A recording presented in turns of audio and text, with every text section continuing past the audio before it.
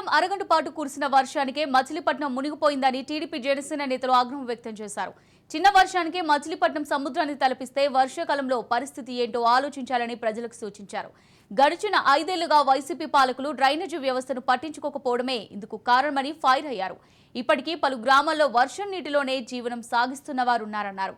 ఇలాంటి పాలకులకు స్వస్తి చెప్పాలని జనసేన నేత శ్రీను పిలుపునిచ్చారు.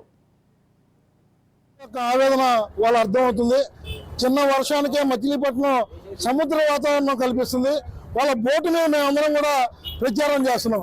వాళ్ళ మచిలీపట్నంలో మరి నౌకలా సెంటర్ నుంచి ఈ వార్డు ప్రచారం చేస్తూ బోటు మీద అందరికి కూడా పాంప్లెట్ బోటు తీసుకొచ్చి మరి నీళ్ళలో నడవలేక బోటు మీద నుంచి ప్రచారం చేస్తున్నాం. ప్రజలందరూ కూడా గమనించండి. మరి 3 సార్లు ఎమ్మెల్యే చేశాడు, పేరు నాని గారు మంత్రి చేశాడు. మచిలీపట్నంలో ఈ దౌర్భాగ్య పరిస్థితి మరి ఇంతవరకు కూడా తీర్చలేదు ఆయన. గతంలో మేము తెలుగుదేశం పార్టీ ఉన్నప్పుడు 4 ఏరియాలు కూడా పంపింగ్ హౌస్లు ఏర్పాటు చేసి మిషన్లు కొని పంపింగ్ చేస్తూ ఉంటే దాని నిధులు కూడా వేరే మళ్ళీ ఇచ్చేసి మరి ఆ అవసరాలకి ప్రజలకు ఉపయోగపడే పరిస్థితులు కూడా అర్థం చేసుకోలేని పరిస్థితిలో పేరు నాని గారు ఉన్నారు. ఎంతసేపు స్వార్థ రాజకీయాలు తప్ప ప్రజలకు ఉపయోగపడే రాజకీయాలు ఏనాడు చేయట్లేదు. ఇక్కడ వ్యాపార సంస్థలు అందరూ కూడా ఫోన్ చేసి చాలా ఇబ్బందికి గురవుతున్నామండి.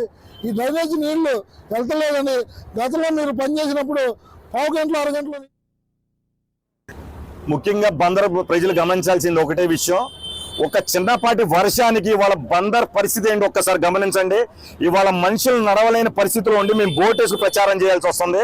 మోకాళ్ళని 20 నిమిషాలు వాన వస్తే బోట్లో ప్రచారం చేయాల్సి వస్తుంది. కేవలం పేరు నాని అనే బందర్ సన్నాసి వాడి కొడుకు భవిష్యత్తు కోసం ముడా నిధులు ఉన్న నిధుల్ని ఎలక్షన్ ముందు కోటి రాకముందు ఉన్న శంకుస్థాపనలు చేసి కనీసం మున్సిపాలిటీ కమిషనర్ కకృతికి పడినందుకు కనీసం కలవట్లు కట్టకుండా డ్రైన్లు రోడ్లు వేయటం వల్ల ఇవాళ మనకి దౌర్భాగ్యం పుట్టింది.